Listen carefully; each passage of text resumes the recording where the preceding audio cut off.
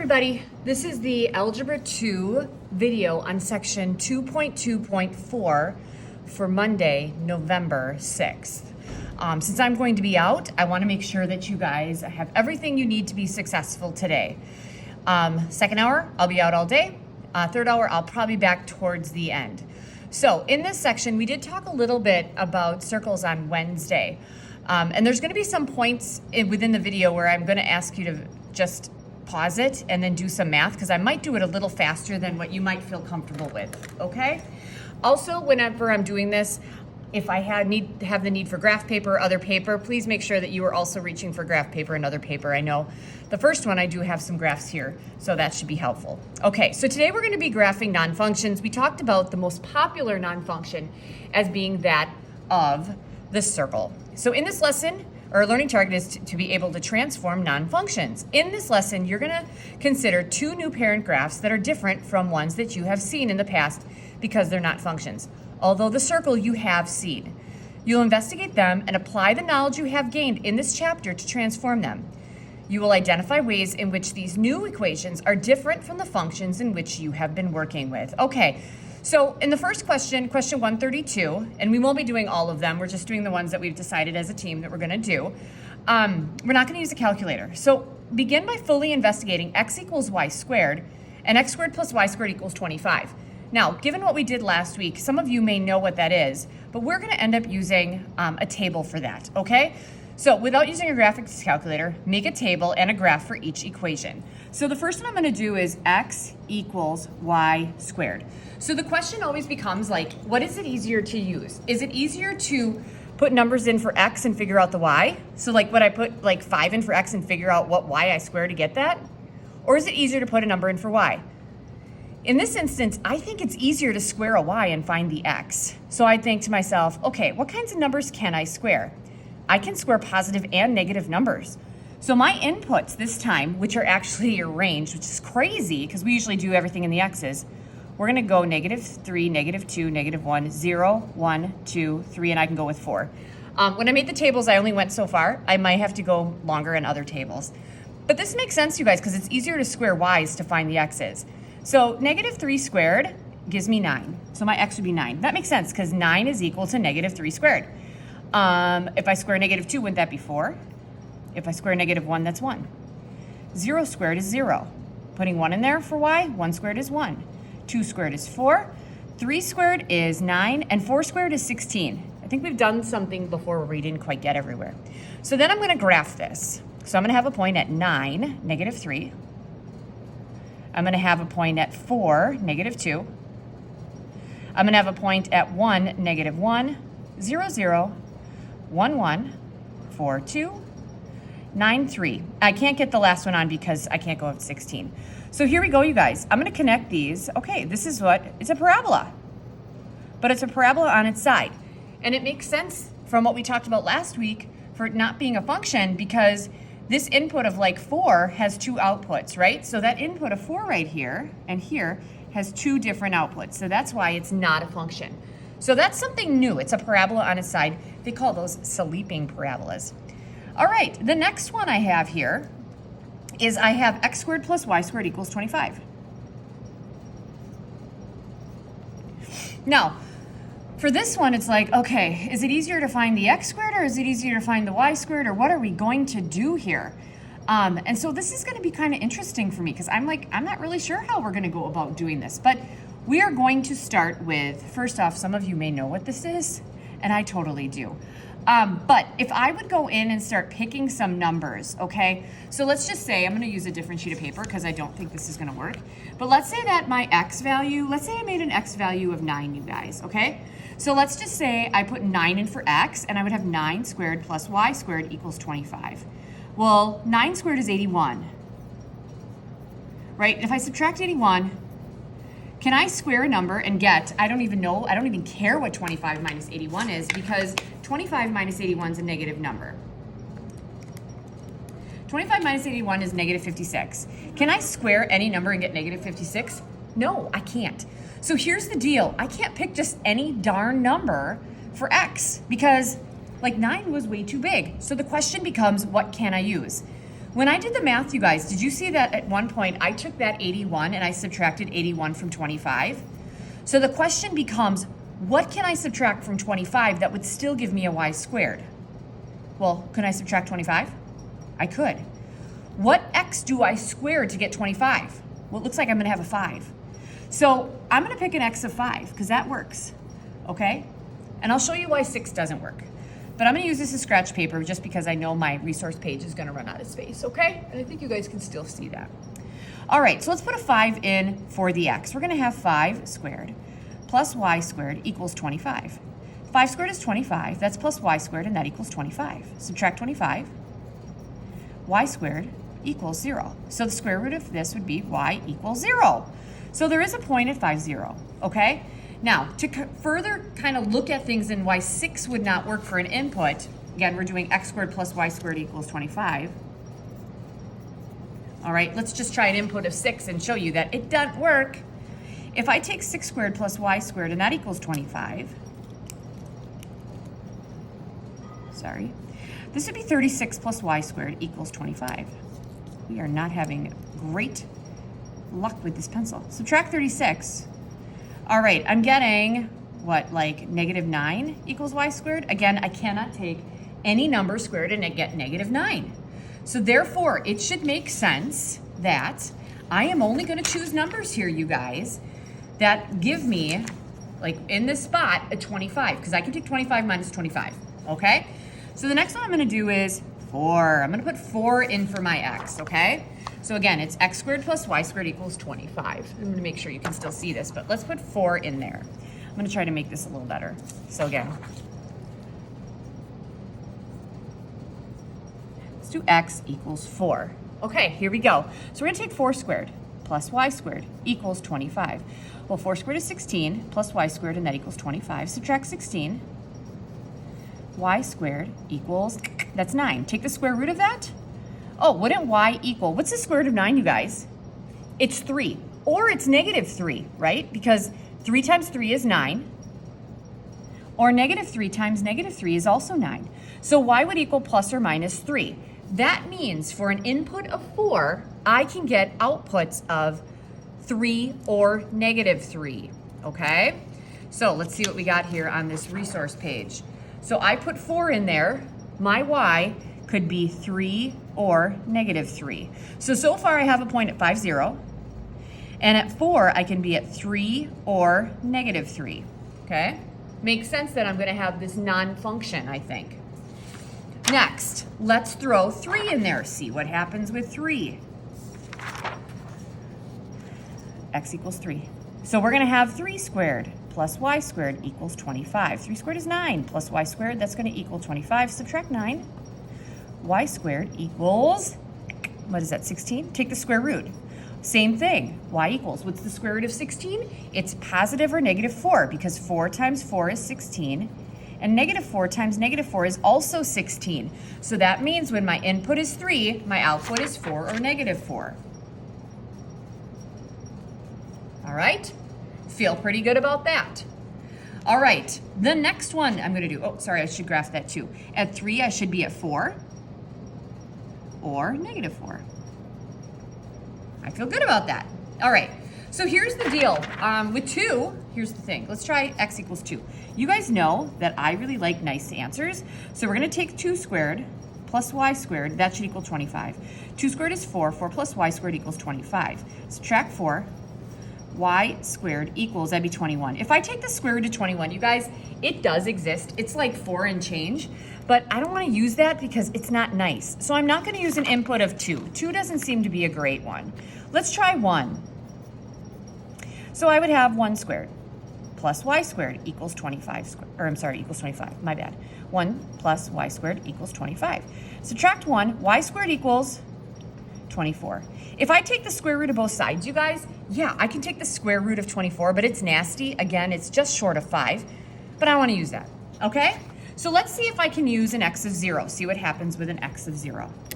So again, we're gonna have 0 squared plus y squared equals 25. Well, 0 squared is 0. Y squared is gonna equal 25. Take the square root. The square root of 25, you guys, again, it's positive or -5 because 5 times 5 is 25, and negative 5 times negative 5 is also 25. So an input of 0 gives me outputs of 5 or negative 5. There's a 5 and there's a negative 5. All right. Ooh, it looks like I have a semicircle so far. Kind of cool. All right. I filled up that sheet of paper. You should be doing all that on scratch paper, okay? Next thing, let's look at my next input. Okay, if I put negative 1 in there, let's think about this, you guys. I want to just use nice numbers. So if x would be negative 1, again, we're using x squared plus y squared equals 25. Negative 1 squared plus y squared equals 25. We already kind of did this because isn't 1 plus y squared equal to 25? We kind of did that. Subtract 1, y squared equals 24. Take the square root. The square root of 24 exists. There's 2 answers. But hey, I don't want to use nasty numbers, so I'm not going to. So we're only going to use nice ones, kind of like what we did with square root functions. Let's try x equals negative 2. If I take negative 2 and I square it plus y squared, and that equals 25. Negative 2 squared is 4. That's plus y squared, and that equals 25. We did this kind of before, right? We said y squared equals, that's 21. Again, you can take the square root. It does exist. There is a point where x is negative 2, but it's not pretty, so we're not going to use it. The next one, let's use x of negative 3. So I'm going to take negative 3. We're going to square it, plus y squared, and that equals 25. Negative 3 squared is 9, plus y squared equals 25. Subtract 9. Y squared equals 25 minus 9 is 16. We're going to take the square root. That is nice because y would equal 4 or negative 4. Because again, 4 times 4 is 16. And negative 4 times negative 4 is also 16. So an input of negative 3 gives me outputs of 4 or negative 4. So at negative 3, we're going to be at 4, 1, 2, 3, 4, or negative 4, 1, 2, 3, 4. All right, let's try negative 4 and see if that works. So an input of x equals negative 4. Again, we're going to take negative 4, we're going to square it, plus y squared, and that equals 25. Negative 4 squared is 16, plus y squared equals 25. We're going to subtract 16 from both sides. Y squared equals 9. Yep, square root of 9, that exists. Y is going to equal 3 or negative 3. Again, because 3 times 3 equals 9, and negative 3 times negative 3 also equals 9.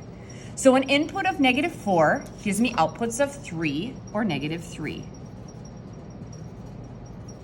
Negative 4, 3, or negative 3. I do 1, 2, 3. Sorry about that.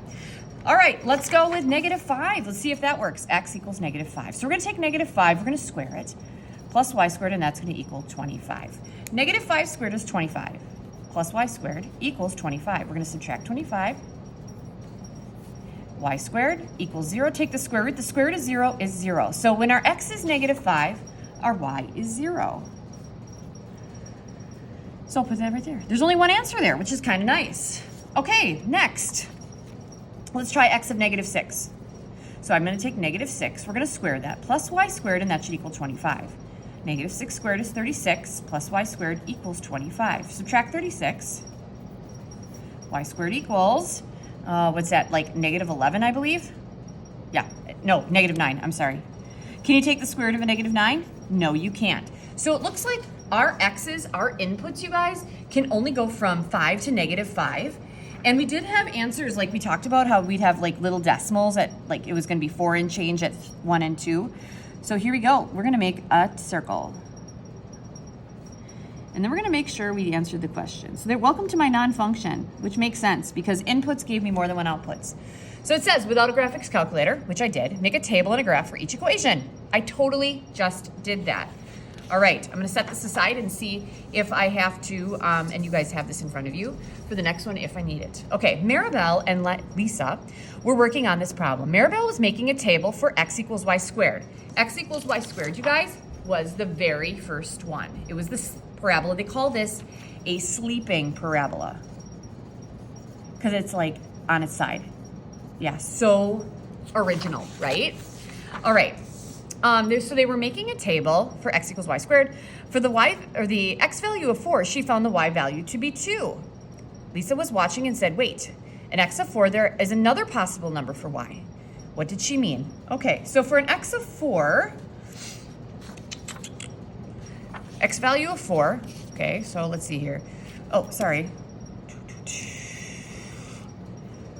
think I put some negatives here. My bad. So for an x value of 4, I should have 1 at 2 and negative 2. My bad. I don't know why I put this at negative. Hopefully somebody out there caught that. All right. And I think we did a couple things. So let's kind of look back at this, you guys. I've had my inputs. These are all of my inputs right here, and then I had my outputs. Yep, and let's see here. This is also going to be positive. I don't know why I put that as negative. My bad. So if my input is negative 3, because we put these numbers in for the y and we found the x, negative 3 squared is 9, which I have that. 9, negative 3. And then if it's negative 2, negative 2 squared is 4. Negative 1 squared for y, negative 1 squared is 1. 0 squared is 1. 1 squared is 1. 2 squared is 4. 3 squared is 9. So I did okay. I don't know why I put those as negatives, and I do sincerely apologize. All right, so we should have a point at 9, 3, 9, negative 3. So the question they had was, going back to this, when x is 4, there's another possible answer for y. Yeah, there is. Because when your x is 4, so if I have a 4, it's basically saying, what do you square to get 4? So, and we already have that. So we'd have x equals y squared. They say when x is 4, there should be 2 answers, because we said it was 2, because it's 2 squared. So we'd have a point at 4, 2. But if you think about it, 4 also equals something else squared, and that would be negative 2. Negative 2 squared is 4. So we would have an x of 4 would also give me a y of negative 2, and therefore we had 2 points at 4, 2, and 4, negative 2. Again, I apologize for the beginning part of that. All right, now describe x equals y squared and x squared plus y squared equals 25 completely. This includes finding the domain, the range of each equation, finding the important points such as the intercept, and describing what happens to y as x increases. All right, so I'd like you guys to pause this, and I want you to do that. I'm not gonna have them written down. I'm gonna actually write those things down after I'm done with this video, and you can check the answers in the front of the board, okay? And then D, how are these relationships different than what you were working on? So as you're working on part C, you guys, and I will have descriptions for, I'm gonna have 2 of them. I'll have one for x equals y squared, that'll be on this side, and I'll have one for x squared plus y squared equals 25 on this side. I'll cram all that stuff in there. I'd like you to check it and then also look at that with your peers. All right, then we're jumping over to question 135. Write your general equations for the circle in standard form by rewriting the equation in that form to isolate 25 on the other side. What information does the locator point, HK, give about the graph of the circle? Okay, so they want me to change it to 25 equals, okay? So here's what I got. This is kind of complicated because there's all these variables, and this kind of sucks. Y equals plus or minus. We're gonna have the square root of, we have the opposite of x minus h squared plus 25, and that's plus k.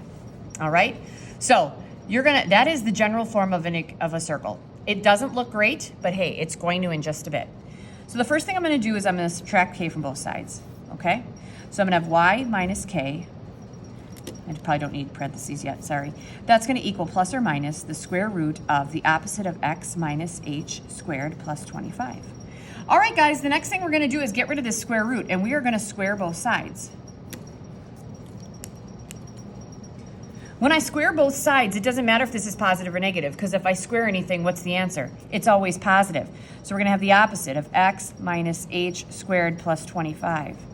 That's gonna equal y minus k squared, okay? All right, next thing I'm gonna do is, hey, this is gonna seem weird, but I can get this 25 by itself, you guys, by adding the quantity x minus h squared to both sides.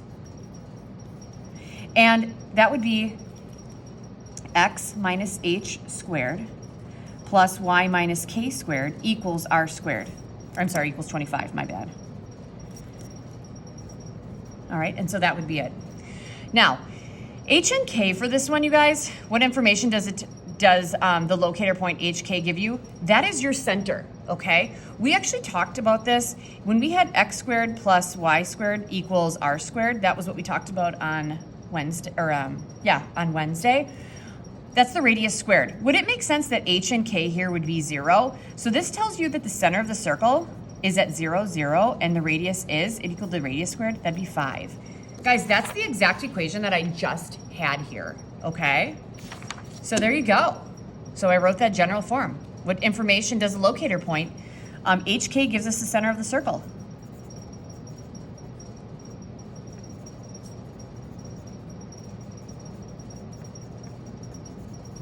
All right, there it is. All right, next. So a circle has a special characteristic, its radius, which defines its size. Okay, refer back to x squared plus y squared equals 25. What is the radius? Okay, so that was this guy right here. Guys, it's easy to count the radius. It's 5. From the middle, we go 5, 5, 5, 5 up, 5 down, 5 right, 5 left. R equals 5. How is the radius ever related to the equation? Well, 25 is equal to, it should be equal to r squared, okay? So it's always equal to the radius squared. What would the equation of a circle that has its center at 5, -7 with a radius of 10? How about the 12? Okay, let's start with the first one. So we talked a little bit about it's x minus h squared, right? There we go. So HK, you guys, we said gives us the radius. It's like having the horizontal shift. It's always the opposite. So for this guy, the first one, what would the equation be? The quantity x minus 5 squared, because it's 5, plus the quantity y. Okay, if it's minus a -7, isn't minus a -7 plus? That's going to equal the radius squared. The radius is 10. That would be 100. So that's that guy. How about if the radius was 12?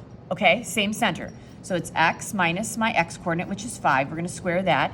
Plus y minus my y coordinate. Minus a negative is plus 7, and we're going to square that. And that equals our radius squared. 12 squared is 144. Now generalize the connection between the radius and the equation of a circle. Write a general equation for the center HK and radius R. So here we go. We kind of just did that before, right? Didn't we just do this right here? The only thing is we're not going to have 25. 25 was the radius squared. So center is HK. We're going to have x minus h squared plus y minus k squared equals my radius squared. That's your general form. All right, given the equation, the quantity x minus 3 squared plus y plus 7 squared, that equals 169, find the radius of the circle. How can you? Okay, I'm going to give you guys, press pause, try to figure out what is the radius, and then I'll come back. All right, if you notice, that always equals the radius squared. What do you square to get 169? 13. So the radius is 13, and I'll even put units because it should be 13 units. All right. 137. We are almost done with this video because I think we go up to 138 or maybe 139. I'm just kind of looking at this. So consider this equation right here. What's the shape of the graph? How can you tell? Well, I'm looking at this and they're both squared. This is a circle because it's in the form x minus h squared plus y minus k squared equals the radius squared. What information can you learn about the graph by looking at its equation? Well, don't these things give us the center? So I can find the center. And I can find the radius. And let's find the center. Center, it's going to be, we go to the right 4, and then down 1. And the radius, this is r squared, so wouldn't the radius have to be 4? All right, so here we go. The next thing they want us to do is sketch this. So at some point, I know I don't have any graph paper on this thing, you guys, and I might. I'm not sure if I'm going to change it. Let's actually see what we got here. Yeah, I can probably put a piece of a graph right here, so I will. I apologize, I don't have it on this one. But the center's at 4, -1, so we're gonna put it at 4, -1. And then we said the radius was 4. So from here, I'm gonna go up 4, 1, 2, 3, 4, right 4, 1, 2, 3, 4, down 4, 1, 2, 3, 4, and left 4, 1, 2, 3, 4. And I'm gonna draw this guy. And it's horrible, but that's how it would be. There it is. Okay, that would be my circle. That's all that I need, center and radius. All right, but I will put a graph on there, kind of like what I did in the first part. All right, so I sketched it, I'm done. Okay, question 138. Look at the work from question 133. We actually didn't do 133. It's the non-function y equals, or x equals y squared. That's this guy right here, okay guys? It had its graph that's called a sleeping parabola. How can you transform the equation of y equals plus or minus the square root of x to move the graph horizontally and vertically? How can you transform the equation to stretch or compress? Well, here's the deal, or flip. If we look at this, guys, we've actually talked about this. We would have y equals, we'd have an a value out in front because that's my stretch, compression, or reflection, times the square root of x minus h, and then we'd add a k out there, right? Because that's my square root function, and that's what I would use for my graphing form. Okay? All right, write the general form by transforming the sleeping graph by using A, H, and K. Oh, right, so I actually did. Yeah, so I guess I just wrote it. So if I'm gonna transform it horizontally, I'm putting something in here. If I'm gonna transform it vertically, I'm gonna put something there. Well, how could you transform the graph, stretch, or compress? I'd put something out there. And actually, it wouldn't be like this. You'd have the A here and it'd be plus or minus, because the positive would give you the positive one. It'd do something like this, and the negative would flip it down. Kind of almost like a half eye, because I put it like that. That's how I made my eyes. All right, here we go, B. So write the general form. So I do have the general form. My general form is y equals plus or minus A times the quantity x minus h plus k. Write the equation for a sleeping parabola in standard form by isolating the x on one side of the equation. All right, so here we go. This is kind of interesting and weird, but here we go. Y equals plus or minus A times the quantity x minus h plus k. All right, I want the x by itself. We're gonna subtract k. Y minus k equals plus or minus A times the quantity x minus h. All right, next thing we're gonna do, let's see here. So there's a couple things I could do. I don't wanna square it just yet, you guys, because I wanna get that by itself. So I'm gonna divide it by positive or negative A. All right, so, and what I'm gonna do is I'm gonna kind of change that a little bit. So rather than dividing, couldn't I just make this like 1 over plus or minus A? All right, and then that would be times y minus k. I know where I'm going with this. That's gonna equal the square root of x minus h. Okay, we good? So these guys would divide out. So dividing is like the same thing as multiplying by the reciprocal, which is what that is. All right, now I'm ready to get rid of this square root because I want the x by itself. So I'm gonna square this side, and I'm gonna square this whole thing. Okay, so here's what happens here, you guys, when you square it. If I square this guy, I'm gonna have 1 over 8, or 1 over A, and I'm gonna end up squaring that, and it's positive or negative. If I square anything, you guys, it's going to be positive, okay? So when I square this, it's gonna be 1 over A squared times the quantity y minus